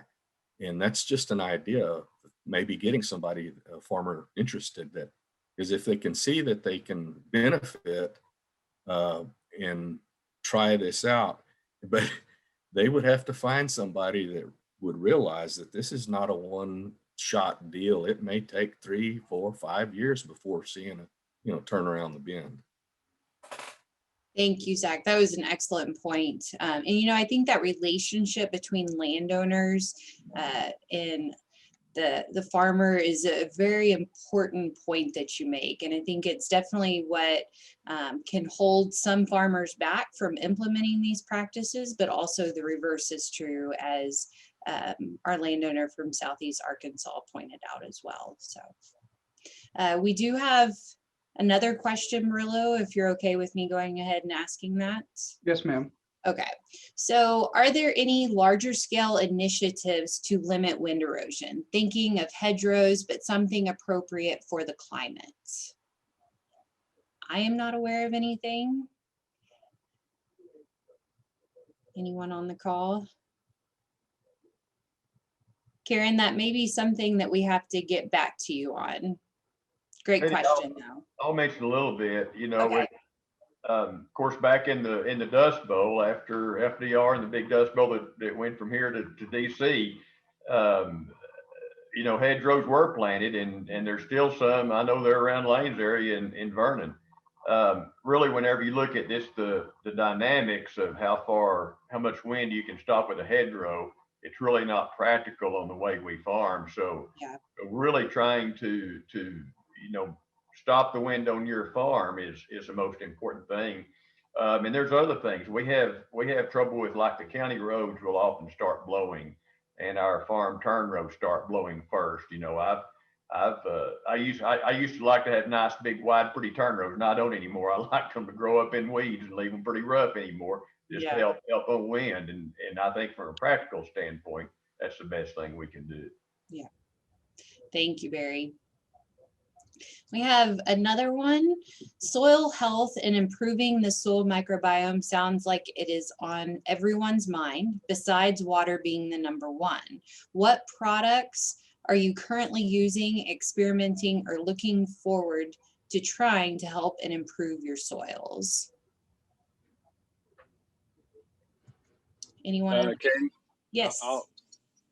I don't believe in bugs in a jug, so I think use your cover crops, use these practices, mimic nature. I mean, as a farmer, we get hit up with sales pitches all the time about something that's going to increase yield. And And I just go back to, what are you trying to accomplish? And really, if you're trying to accomplish building your soil microbiome, I mean, really, microbes live on living roots. So, I mean, there's, I just don't focus my attention on that because, I mean, yeah, there might be a short-term benefit, but as a farmer, I'm a business owner. What is my return on my investment? I mean, just look at those things, and I just don't get into that anymore. I just focus on these practices, stay focused on that. If I want to fuel the pump, put out some sheep or cattle, let them do their, do some mob grazing, let them do their process. And to me, and you make money at the same time. So that's the approach I take.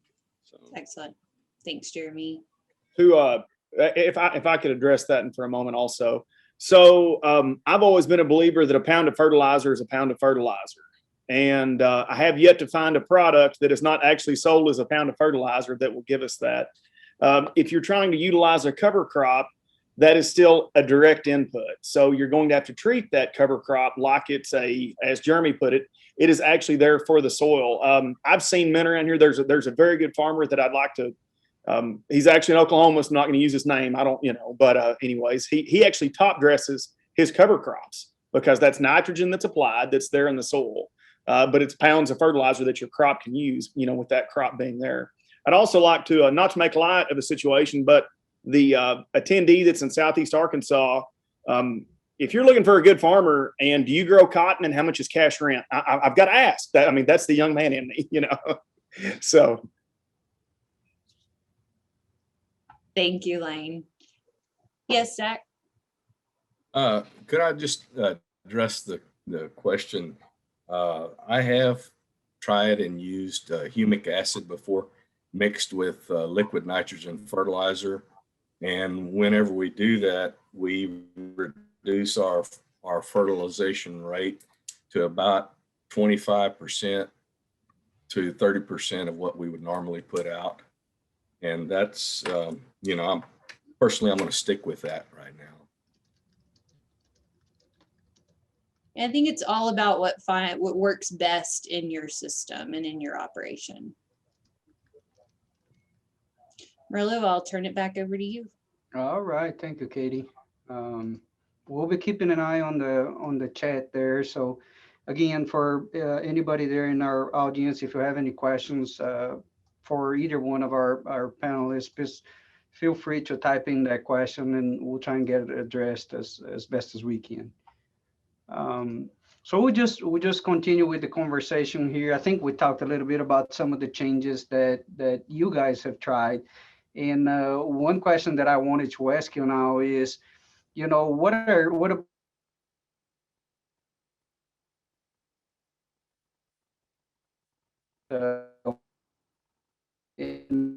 again, Barry? Merlo, you cut out pretty bad. Sorry, I think they turned off my video again. My connection is a little bit unstable. I apologize. But what I was saying there is we talked a little bit about some of the things that our farmers have tried, and one thing that I'd like to ask them is, what are some of the things that you tried that definitely did not work well for you? And maybe we could start with Barry again. Oh, well, that's a very good question, and there's a pretty long list because a lot of things are pretty difficult. When I mentioned earlier that I actually tried a no-till farm in 1995 and it didn't work, and the reason was because weed control. In 96 is when Roundup Ready Cotton came out, and we were able to spray Roundup, and that was a total game changer. And it really allowed me to no-till. We're in a conventional till system. I couldn't control my weeds, and as I think everyone would know, if you don't control your weeds, you're behind the 8 ball to begin with. The other thing that I think is interesting, and it's something that Layne talks about works for him, and it doesn't work for me. And I think, and I know some people in Oklahoma it works for, is harvesting your cotton, planting a cover crop, terminating that, and then going back to cotton again.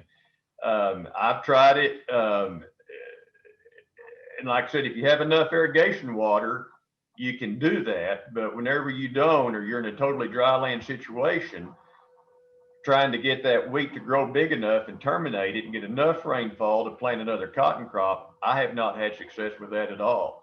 Which comes back to, I think, to do a cover crop, you're going to have to dedicate a year off from a cash crop to do that, which I think is something worth looking at. But like I said, that's one reason I've stuck with the crop rotation, to try to build that organic matters in the crop rotation, and not to get too intensive. You know, Jeremy makes such a good point. You know, you can't overdo what your environment allows you to. So that's, I think you need that fallow period to gather some moisture to make it work. Yeah, that's a good point. I hadn't thought about it that way, trying to outpace your environment there, but I think it's very fitting for agriculture. Thanks, Barry. Jeremy, you have any comments there? Well, like Barry, I mean, I feel like I'm a living textbook of what not to do. I mean, especially you take the last 2 years where it just hadn't rained, our yields have been down. We've had some weird weather patterns. But I just tell people, you know, just because it doesn't work one year, don't give up on it. I have this quote written down. It's right here in my book that I carry with me. It's by Henry Ford. And he says, you know, failure is simply the opportunity to begin again, this time more intelligently. And I think sometimes as farmers, that's what's great about what we do as farmers is, you know, we have this landscape that we get to work with God's creation. And so, you know, I don't know.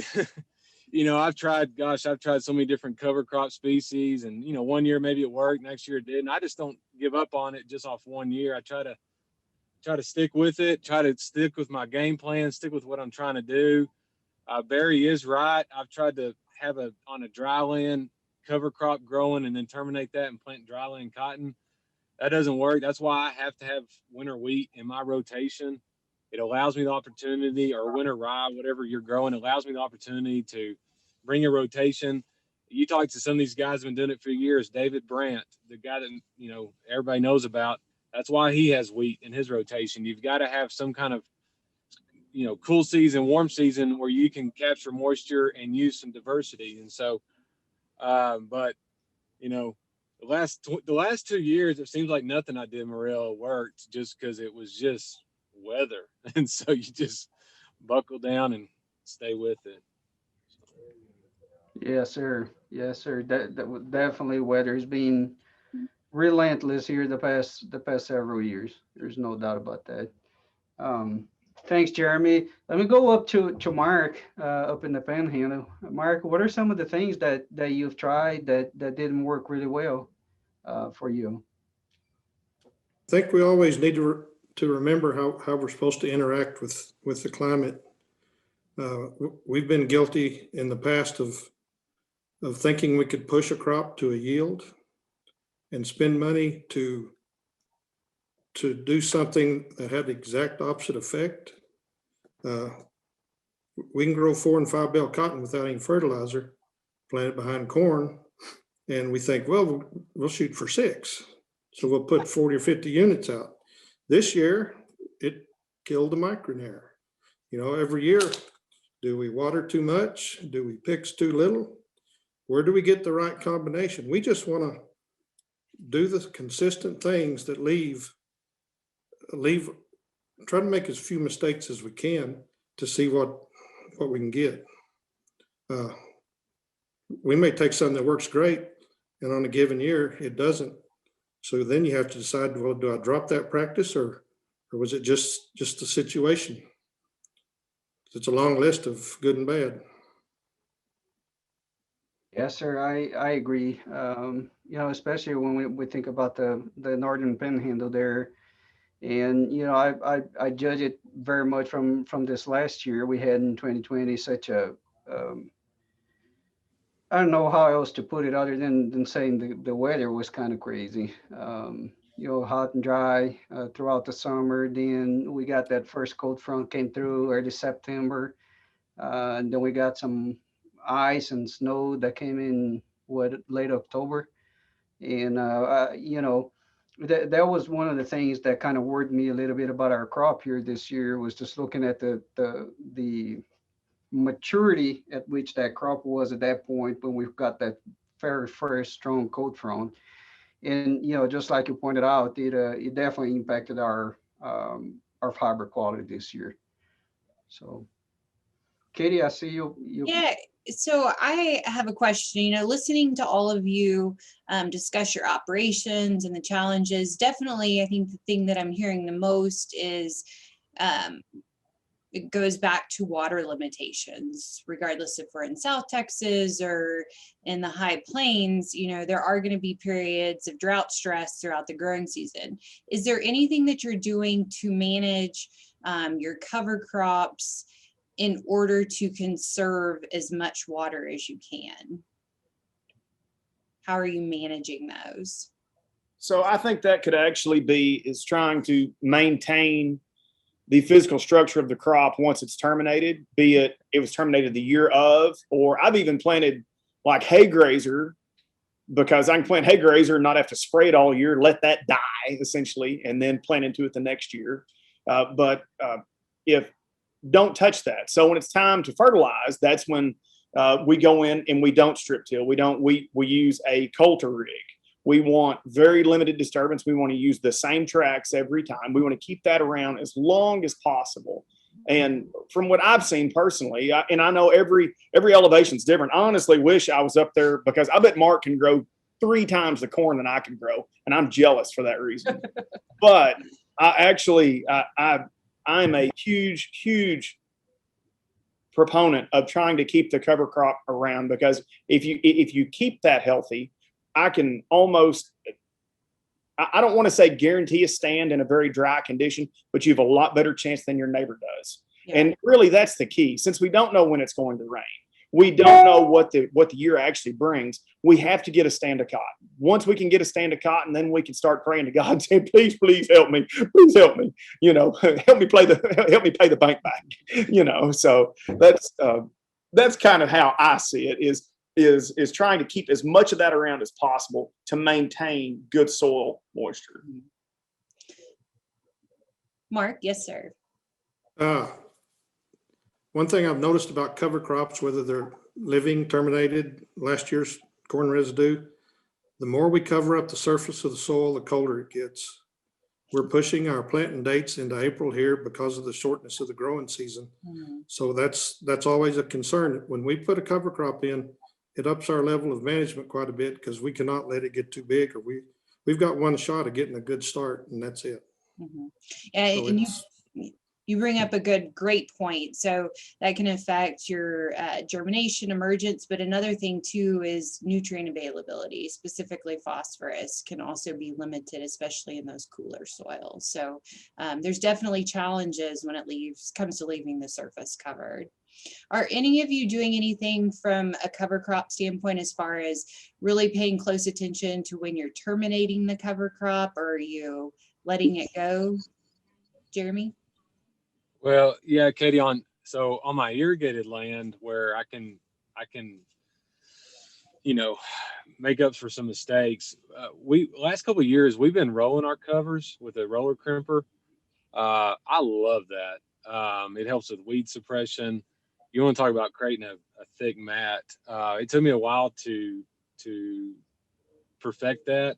You've got to terminate it right when that rye crop is going to soft dough, and so you might have to push it back. But man, I've found that is one of the things I absolutely love that we are doing. Now you can't do that on a dry land farm operation, and so yeah, it just varies. I mean, some of my organic land where we have covers, we'll start kind of terminating that stuff first part of March. Now on that, we still have to use a little bit of tillage, but what we do is we just barely go underneath the root ball and cut the roots back. It actually doesn't kill the rye. The rye keeps growing, but it keeps it from pulling down deep. We've seen some really benefits with that. If I've got a legume in the mix, I want to try to give it as much possibility as I can to make nitrogen, to capture as much nitrogen from the atmosphere as I can. It just really kind of depends on the situation. I think that's sometimes there's no one set formula. It just really kind of depends on what you're trying to accomplish, what your situation is. Every year's different. So that's what we're trying to do. Yeah. Thanks, Jeremy. Marlo, I'll turn it back over to you. Thank you, Katie. I think I was asking Liam about some of the things that you guys tried that didn't work out. I don't remember if I got to Layne. Did I, Layne? No, but I can actually go with that a little bit on actually what everybody else said, and that's trying to find the timing of what works the best. And speaking back to like Jeremy saying he was rolling his rye down, or even trying to look at Mr. Evans, how trying to get a wheat crop that would stick around long enough and not actually hurt what you're trying to do, the following year. If you're cotton, growing a wheat and then going to cotton, trying to find a cover that you could terminate that would be around long enough that you didn't just waste your time and your moisture on. Because if you terminate a crop before you get to a certain point in it, it's going to go away. And you did nothing but give your moisture back. So, man, I learned that in a hard lesson. I mean, you plant a wheat crop and you don't let it stick around long enough. You terminate it too early. Back to the previous question, over timing, it goes away. What you do? You still got a sand fighter running, Yes. So that's kind of what I guess say where some of my did and didn't works, where I was trying to, I'm going to go ahead and claim that I'm the king of bad decisions. No one else can have that. I have that. I mean, I've tried, but so probably what didn't work. I don't even want to go into those because each specific area that we're speaking with is different. Every man, there's no silver bullet. You have to work into your situation, just like Jeremy was saying. He was playing the root ball out, and it was keeping the plant alive. I mean, that's brilliant. I mean, that is an absolute brilliant thing. I'd never thought about that. It would work for him. I don't know if it'd work for me. So there's things that everybody has to try to get to their point of being happy or satisfied with what they're doing. Most definitely. I was just told that we need to start wrapping up. But before we do, I'd like to give Mr. Zack an opportunity to mention maybe a couple of things that if you'd like to mention a couple of things that you've tried, Zack, over the years that didn't really work out for you. Sure, Murillo. Boy, the first thing that came to my mind was something that it's in our area, and probably maybe all of the other areas, is that finding the proper time to terminate your cover crop before planting. There's so many variables there, because I'm thinking just this last year was case in point. I had a really nice cover crop that I had to wait a long time to plant just because we were so dry. I didn't want to put it in when it was absolutely powder dry. We got it in, and then it started going pretty good, and we had a little bit of favorable rainfall weather conditions, and it was growing good. And I thought, boy, if I just, hear the 3-month forecast called for pretty favorable conditions, guess what? Got thrown a curve ball, and we just didn't terminate it timely enough. It was too late in termination to have a successful germination on our corn crop that in the spring. That was just a big thing that didn't work for us at all. Another thing was I got the notion, luckily on a very, very small scale, about 30 acres. I wanted to see what it would be like to try to plant corn into a growing green cover crop. And I was told by friends of mine and so-called experts that that's not a good idea. And until I find otherwise, I'm going to agree with them. Those two things come to mind, Murillo. Zack, thanks for your perspective there. We appreciate it. Now, before we close out, I'd like to open the floor here for a minute and see if any of you would have any closing remarks, any final thoughts, anything that you'd like to share with the audience.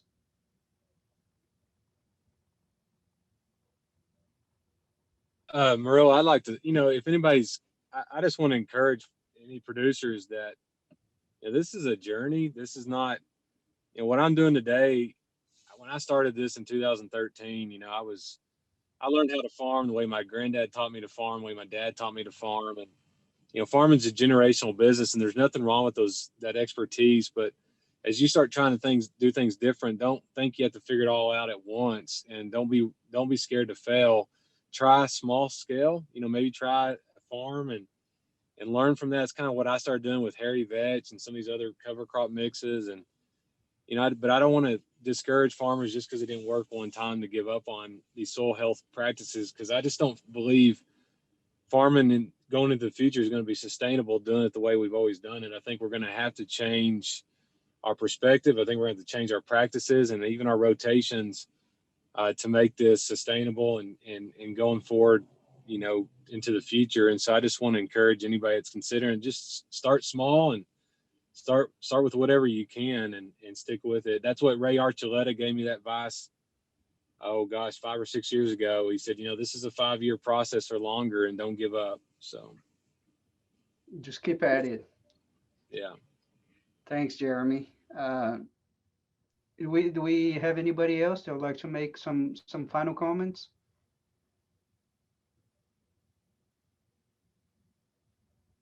Okay, if hearing none, I'd like to go ahead and thank our farmer speakers, our my colleagues from AgriLife Research and Extension for participating, and I'll turn it back over to David. Thanks. Well, I don't know what you can say. A very excellent presentation. I really appreciate the comments of all the producers. I think they were frank and honest and give you some encouragement there. So I just want to remind folks that this is being recorded. If you want to listen to a replay, we're going to make it available sometime after the series ends in mid-March. And also get you to join in next week. We're going to have a similar discussion. So we're going to move to a little wetter part of the country called Arkansas. And I think they get a little more rain than you all get there. And we're going to have a similar panel discussion with some of the folks over there. We've actually got 3 farmers that are kind of 3 different phases of their operation. One of them, Adam Chappell's been doing something for the last 7-8 years and has had some really good results. Really fine tuning the bottom line, how much it cost him to do that. Then we've got Wes Kirkpatrick, who's got a system he's really happy with. He's been doing for a number of years, but maybe hasn't moved on into this, the diversity of cover crop mixes, that kind of thing.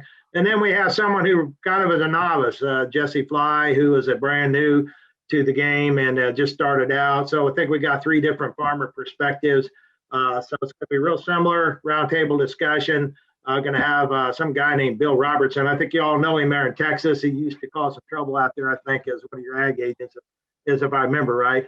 But anyway, Bill's going to do a great job of leading that conversation along with Matt Fryer, who also works for the university. So with that, I'm going to thank everybody for participating and look forward to you joining in next week. And one final thing, if you registered for today's webinar, you're automatically registered for the rest of them, and you will all get reminders about it. I think there's one comes out tomorrow, and then you'll get one the day of or something like that. So you do not have to go back in and re-register. Thank you. And everybody have a good day.